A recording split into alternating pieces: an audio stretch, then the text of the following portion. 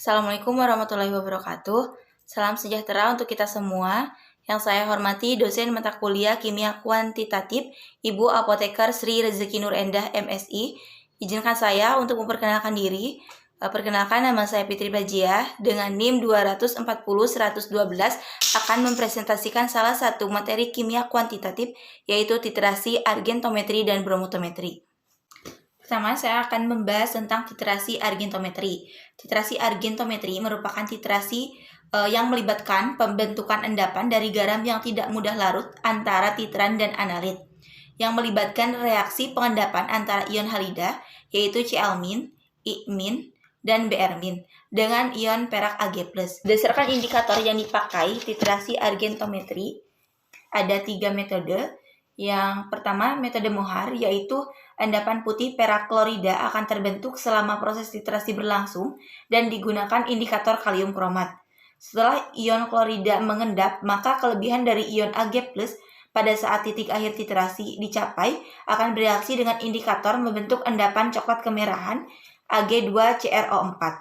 Pada titrasi menggunakan metode Mohar, harus dilakukan pada pH 6,5-10 karena ion kromat adalah basa konjugasi dari asam kromat, sehingga jika pH di bawah 6,5 maka ion kromat akan terpotonasi sehingga asam kromat akan mendominasi di dalam larutan, sehingga akan mengakibatkan larutan akan bersifat sangat asam. Konsentrasi ion kromat akan terlalu kecil untuk terjadinya pengendapan Ag2CrO4 dan akan sulit mendeteksi titik akhir.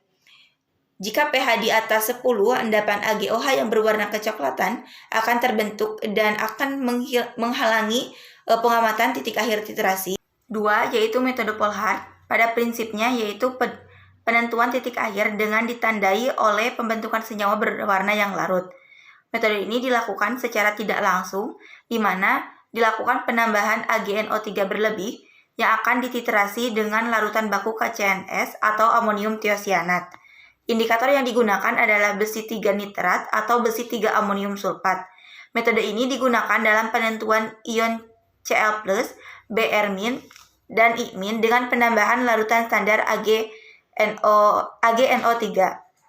Yang ketiga yaitu metode Pajans, di mana titrasi yang menggunakan indikator absorpsi. Sebagai contoh, titrasi ion klorida dengan larutan standar Ag+, di mana hasil reaksi dari kedua zat tersebut adalah Ag+ ditambah Cl- akan menghasilkan endapan putih AgCl.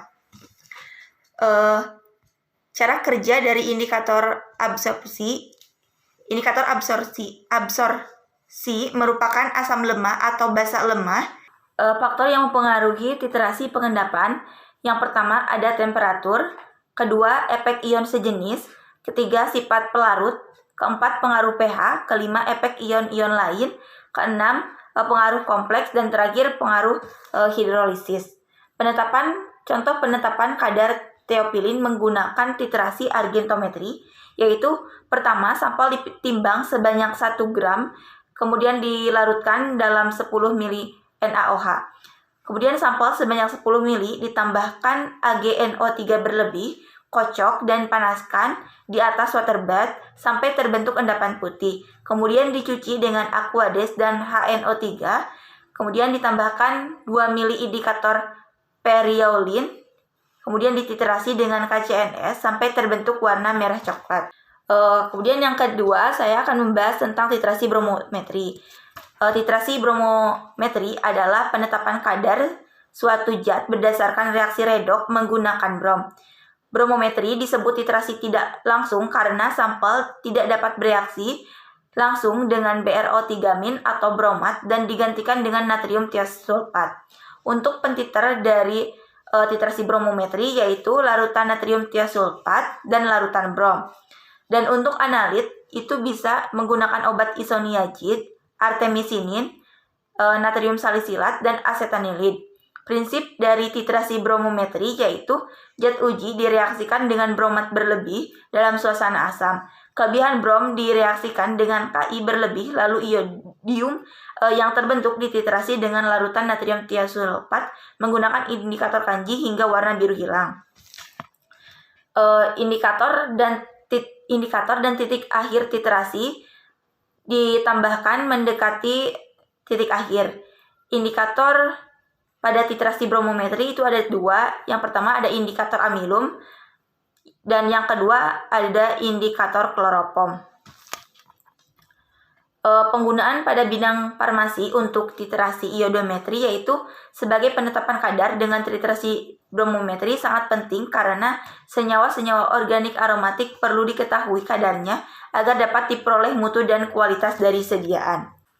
Contoh penetapan kadar artemisinin menggunakan titrasi bromometri. Yang pertama, ditimbang 25 mg artemisinin, kemudian dimasukkan ke dalam Erlenmeyer, ditambahkan 15 ml etanol dan 10 ml air, kemudian dipipet sampel 10 ml menggunakan pipet volume, kemudian dimasukkan ke dalam Erlenmeyer, ditambahkan 1 ml HCl dan 1 ml larutan baku KBRO3, dibiarkan selama 10 menit, kemudian dimasukkan 2 ml Ki dan 1 ml indikator kanji untuk membentuk warna biru, kemudian dititrasi dengan natrium tiosulfat hingga warna biru hilang.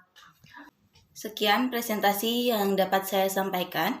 Wabillahi taufiq wal hidayah. Wassalamualaikum warahmatullahi wabarakatuh.